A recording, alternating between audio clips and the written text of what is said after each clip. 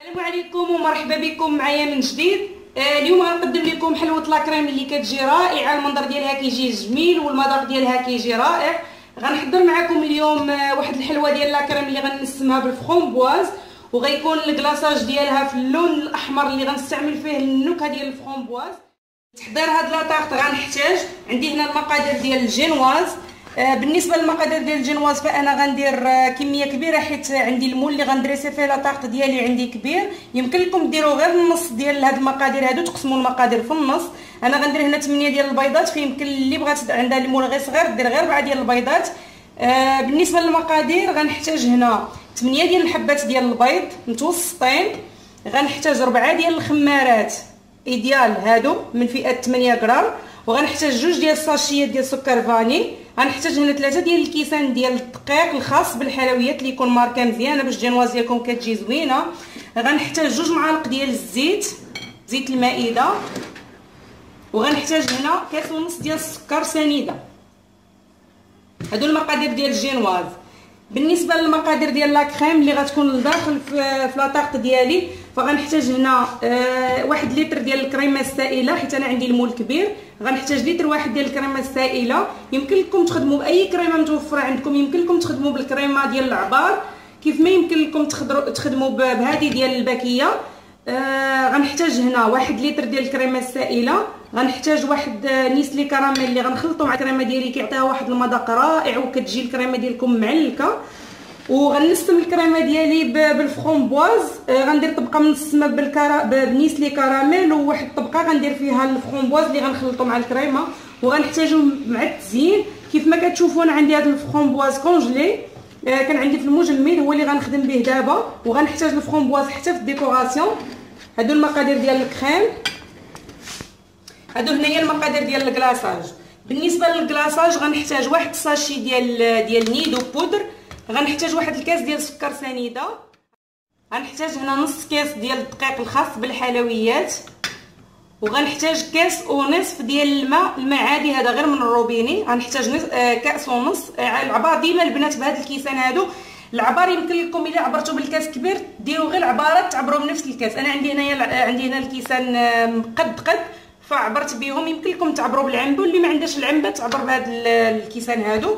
وغنلون هاد الكلاصاج ديالي بالفرومبواز. البنات كيف ما كتلاحظوا بلي الكلاصاج انا هنا ما استعملتش فيه الجيلاتين لان تحت طلب ديال العديد من الاخوات اللي كانوا طلبوا مني كلاصاج بلا جيلاتين، فانا اقترحت عليكم هذا الكلاصاج هذا اللي كيجي رائع ان شاء الله. وانتم غتشوفوا معايا الطريقه ديال التحضير.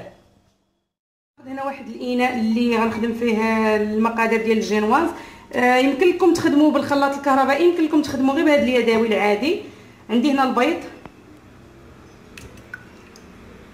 نعاود نذكر عندي 8 ديال البيضات هنا.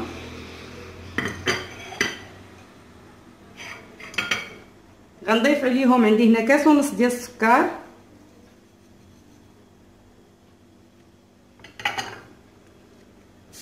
غنضيف عليهم 2 ساشيات ديال السكر فاني،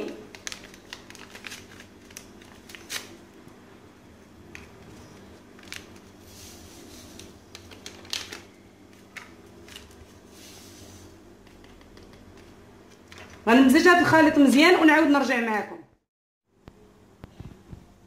هنا من بعد ما طلعت بديت كنطلع البيض والسكر، البيض مع السكر و2 ساشيات ديال الفاني، فهذيك البول ما قداتنيش وحولتها هنايا لان مازال غنضيف عليها هنايا الخميره، غنضيف الدقيق، وغنضيف هنا 2 معالق ديال الزيت. هاد الجينواز ديالنا كنديروا فيها غير 2 معالق ديال الزيت باش كتجي مفشفشه من الداخل. هنا من بعد ما طلعت البيض مع السكر كنضيف عليها 2 معالق ديال الزيت. كنحاول نمزج هادشي غير شويه ماشي بزاف.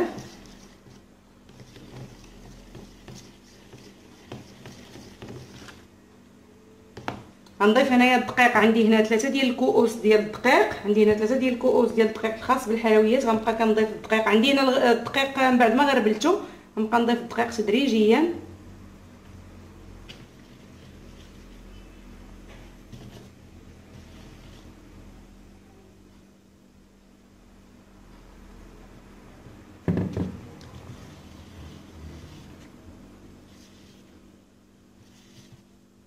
حاولوا تخلطوا الدقيق غير بشويه باش داك البيض ديالكم ما كيتهرش. ما تخلطوش بسرعه بهذه الطريقه هذه.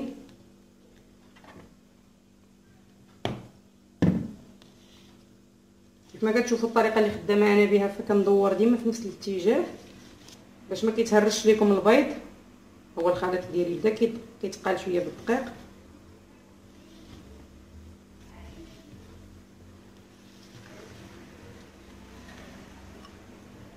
نضيف هنا الدقيق اللي تبقى عندي، نضيف عليه هنا 4 ديال الساشيات ديال الخميره الكيماويه.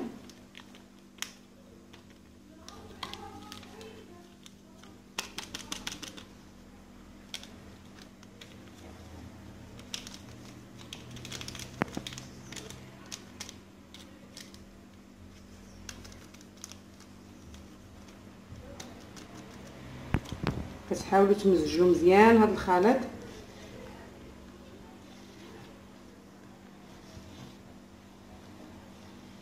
دائما في نفس الاتجاه البنات. شفتوا هذاك البيض حيت كنت طلعته في الاول مزيان فكيبقى شاد راسو ما كيهبطش. ما خاصش البيض يهبط ليكم بهذه الطريقه، هذه طريقه سهله. غندوز دابا باش نخلط هذا الشيء مزيان المكونات ونعاود نرجع معكم. بعد ما مزجت الخليط ديال الجينواز ديالي كامل كيجي على هذا الشكل هذا كما كتشوفوا، فهذيك الخميره بسرعه كتفاعل. انا غندريسا لكم لاطاغط اليوم في هذا المول هذا اللي شويه كبير كيف ما كتشوفوا. هذا الشكل هذا ديال المستطيل عندي كبير، فغنحتاج طاوه كبيره ديال الفران. غنحتاج واحد الطاوه اللي تكون كبيره. خديت الطاوه وفرشت فيها هنا ورق الطبخ باش ما كتلصقش لكم الجينواز ديالكم. وغندوز باش نوريكم الطريقه كيفاش كندير الجينواز ديالي اللي كنخدم بها ديما. على هذا الشكل هذا كندير الجينواز في الطاوه.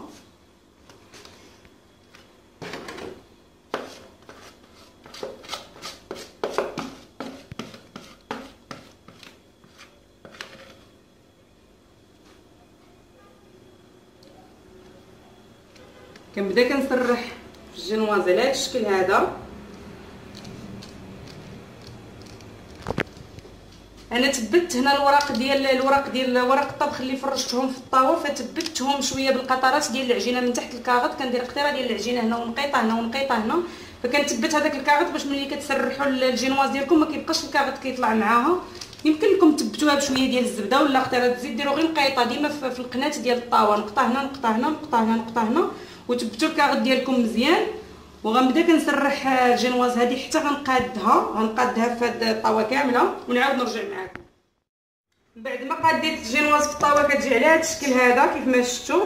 حاولوا غير تسرحوها، راه بالزربه كتقاد. حاولوا غير تسرحوها باش ما تجيكمش تبقى غليظه وتبقى رقيقه. حاولوا تكون متساويه مزيان، الا ما بغاش توصل لكم القنات كتبقاو تميلوا الطاوه بحال هكا باش كتوصل حتى للقنات. غنطيب دابا الجينواز ديالي على عافيه مهيله، وراها بالزربه كطيب ما كتفوتش 10 دقائق في الفران. حاولوا غير تراقبوها البنات، ما تفوتوش فيها الطياب باش ما تجيكمش الجينواز ديالكم قاصحه. كطيب في الفران على عافيه مهيله. شعلوا ليها العافيه بحال الطياب ديال الكيكه، شعلوا العافيه من التحت وواحد شويه شعلوا ليها تحمر غير شويه من الفوق، فبلا ما تحمروها بزاف باش تبقى الجينواز ديالكم رطبه وزوينه. ما تفوتوش فيها 15 دقيقه في الطياب، بين 10 دقائق 15 دقيقه في الطياب فما كتفوتهاش. نطيب الجينواز ديالي ونعاود نوريها لكم. ندوز دابا باش نحضر معكم الكلاصاج اللي غنكلاصي به الحلوه ديالي. كناخذ هذا الكاس ديال الخلاط الكهربائي، كنبدا نوضع السوائل هما الاولين. عندي هنا كاس ونص ديال الماء عادي هذا. كنوضع هنايا كاس ديال السكر سنيده،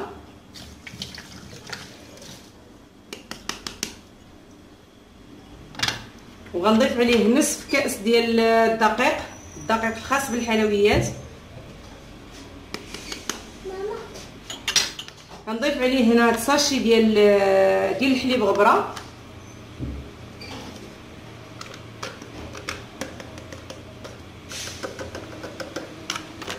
غنخلط هادشي بالخلاط الكهربائي ونعاود نرجع معكم. بعد ما طحنت الخليط ديالي مزيان غناخذ دابا واحد الصفايه واحد الكاسرون وغنبدا نصفي هذا الخليط باش الا بقى شي حليب الا بقى داك البودر حليب ولا الدقيق باش ما يجينيش في الكلاصاج هكاك حبيبات. غنصفي بهاد الصفايه هذه. غندوز دابا نوضع هذا الخليط من بعد ما صفيته فوق النار وغنعاود نرجع معكم.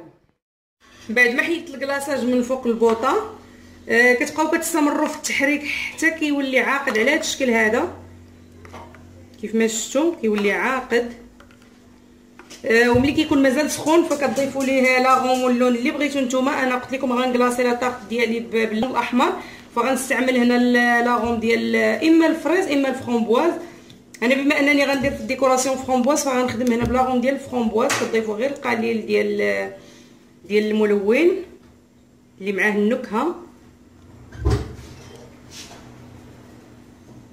كتحاولوا ديروا غير شويه لانه هو كيعطي اللون كثير. كتحركوا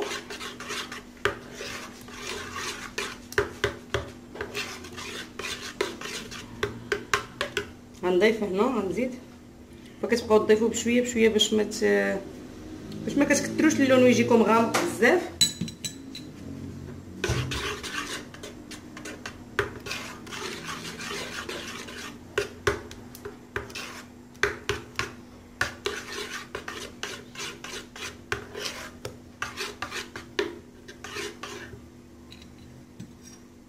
غنضيف ليه هنا، غنزيد شويه ديال لاغوم باش يندمج لكم مزيان. ما تضيفوش كله دقه واحده، غير شويه بشويه. نستمر هنا في التحريك. هذا هو اللون ديال الكلاصاج اللي حصلت عليه من بعد ما ضفت الملون ديال الفرامبواز لاغوم. اللي بغات اللون مجهد على هذا يمكن لها تضيف الملونات اللي كيكونوا بودر بحال هكا، اللي كيكونوا بودر يمكن لك تضيفي غير القليل فهو كيبدل كيعطيك الجهد ديال اللون اكثر من هكا. انا غنكتفي بهذا الشكل هذا هو اللي غنكلاصي به لاطارت. وندوز دابا باش نحضر معكم الكريمه. غندوز هنا باش نطلع الكريمه. كتاخذ واحد البول ولا شي باني ولا شي حاجه اللي تكون شويه طالعه، لان عندي هنا يطرو ديال الكريمه. واحد الملاحظه، حاولوا الكريمه تكون بارده مزيان، خليوها في الثلاجه ولا حطوها في الكونجيلاتور تبرد لمده 10 دقائق، ماشي حتى تجمد، غير تبرد باش كتطلع لكم بسرعه دغيا. كتطلع ملي كتكون الكريمه بارده.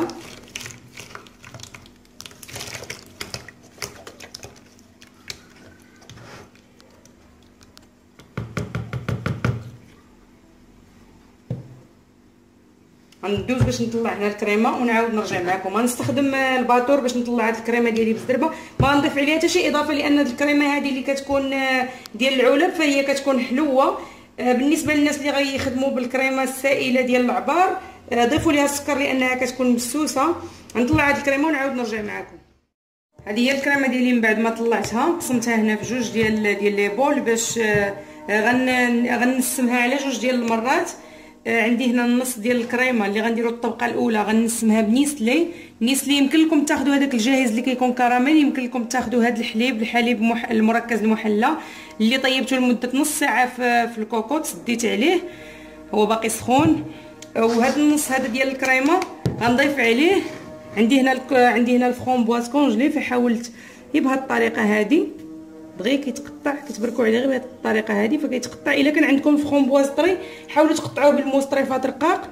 فغنضيفوا الطبقه ديال الكريمه ونعاود نوريكم كيفاش غنقاد لاطارت. هذا هو الشكل ديال الجينواز من بعد ما خرجتها من الفران، كتجي على هذا الشكل هذا. لاحظوا معايا هنا كيفاش كتجي الطبقه، كتجي رقيقه وكتجي زوينه، كتجي رطبه ما كتجيش قاصحه. فغنحيدها من هذا الكاغط ونعاود نرجع معكم. غناخذ هذا الاطار هذا اللي غندريسي فيه الحلوه ديالي، هو اللي غنقطع به الجينواز. كنديرو على هذا الشكل هذا وكنحاول نبرك.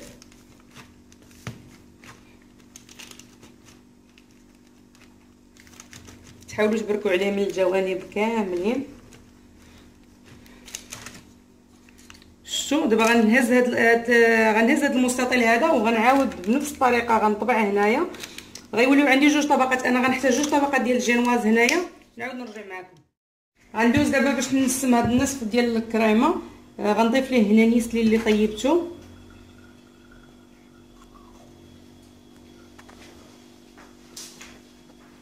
درتو يطيب لمده نصف ساعه في الكوكوط.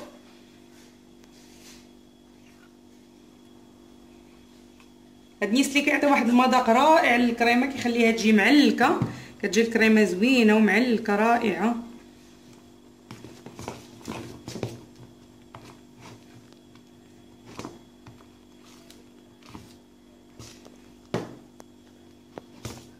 اللي كيبغي الكريمه ديالو ما تجيش حلوه بزاف يضيف غير شويه.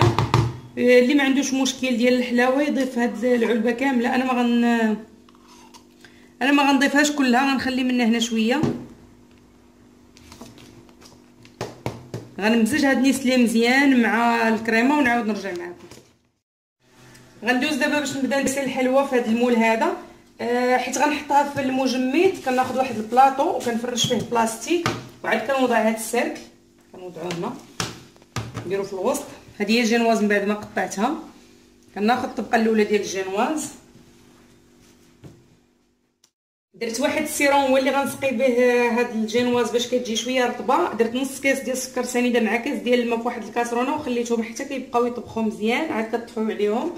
كنبدا ناخذ شيته ونسقي بها هنا الجينواز. كتحاولوا تسقيو الجينواز ديالكم مزيان باش كتجي رطبه.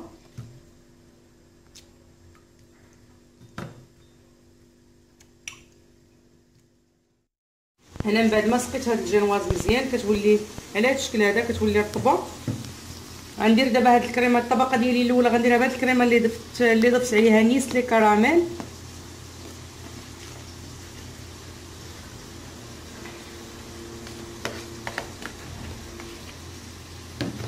غنحاول نوزع الكريمه بشكل متساوي باش تجيني الطبقه شويه. غنحاول نقاد هنايا هاد الطبقه الاولى باش تجي شويه متساويه. غنضيف دابا هاد الطبقه الثانيه ديال الجينواز، غنضيف هاد الطبقه الثانيه.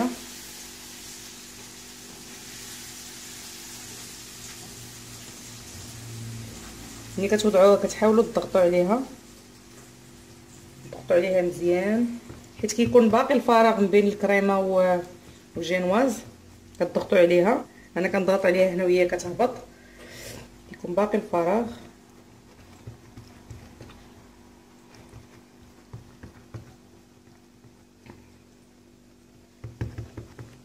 غندوز دابا باش نسقيها بنفس الطريقه. ما سقيت هنا الطبقه ديال الجينواز مزيان بالسيرو.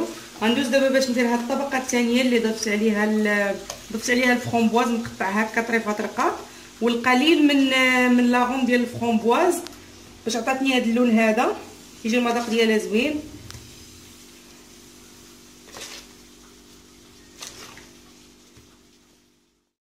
من بعد ما قديت الوجه ديال هاد الكاطو بواحد السباتيل، قديتها مزيان كيف ما كتشوفوا. خاص الوجه ديالها يكون مقاد باش ملي كديروا عليها الكلاصاج ما كتاخذش لكم الكلاصاج بزاف وما كتجيش داك الطبقه ديال الكلاصاج غليظه. فحاولوا يكون الوجه ديالها متساوي على هذا الشكل هذا.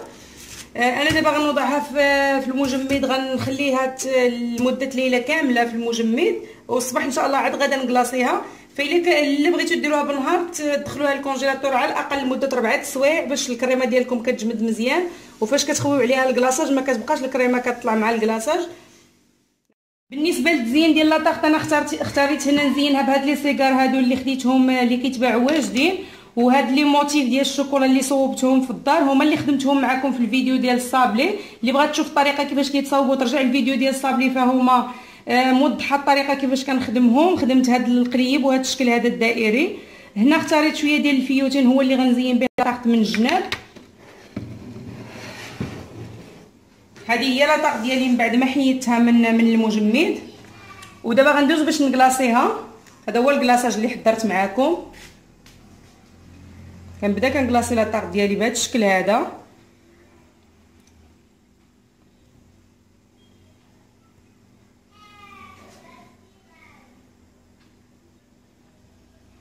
كتوضعوا الكلاصاج غير في الواجهه وهو كيبقى كيهبط مع الجناب.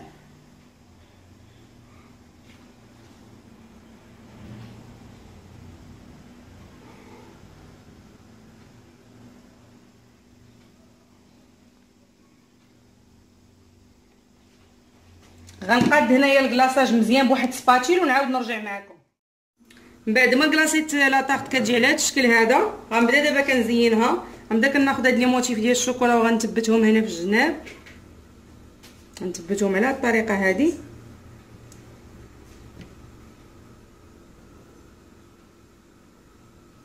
غنثبتهم غير هنا في الجناب.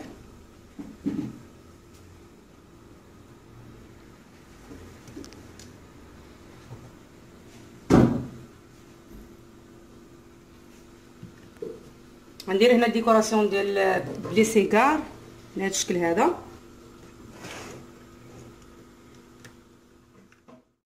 هذا هو الشكل ديال لاطارت ديالي ديال الفرامبواز من بعد ما قاديت ليها الديكوراسيون. كتجي على هذا الشكل هذا، كتجي صراحه لذيذه بزاف، كيجي المنظر ديالها رائع كيف ما شفتوا الشكل ديالها كيجي هائل، وكتجي اقتصاديه بزاف. وكيف ما شفتوا معايا في طريقه التحضير فالكلاصاج ديالها كان بلا جيلاتين، تحت طلب ديال العديد من الاخوات اللي كانوا باغيين الكلاصاج بلا جيلاتين، فهو ما فيهش الجيلاتين بمره، وكيف ما شفتوا كيبقى شاد مزيان وكيجي حتى المذاق ديالو كيجي رائع. المول هذا عندي كيهز 2 كيلو ونص، وهذاك الكريمه اللي بقات ليا والجينواز اللي كتبقى ليا في الجناب فجمعتها دريسيت واحد المول اللي عندي صغير، واحد القطعه اللي كنقطع بها، دريسيت هنايا هاد لاطارت اللي صغيره وزينتها حتى هي، حتى حاجه ما كتضيع. فهذا هو المنظر ديالها كيف ما شفتوا، ودابا غنقطعها معكم باش تشوفوا الشكل ديالها كي كيجي من الداخل. بسم الله.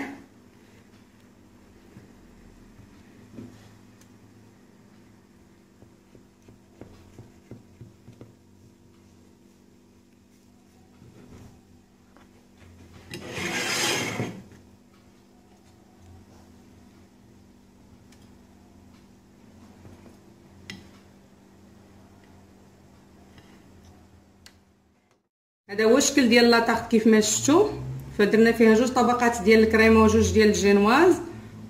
هذا هو الشكل ديالها، كتجي رائعه الصراحه في المذاق. شوفوا الطبقات ديالها كيفاش كيجيو،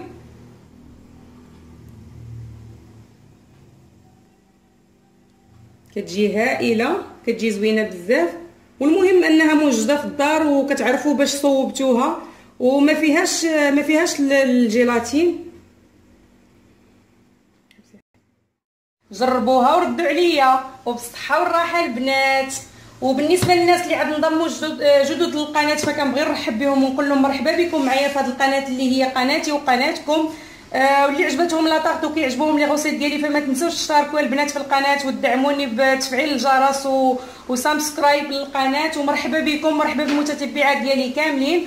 وكنبغي نقدم لكم هاد الكاطو هذه ونرحب بكم كاملين في القناه ديالي. نتمنى تجربوها، فهي وصفه اللي ناجحه 100% واقتصاديه. ومرحبا بكم والف مرحبا وبسلام عليكم، الى فيديو قادم ان شاء الله.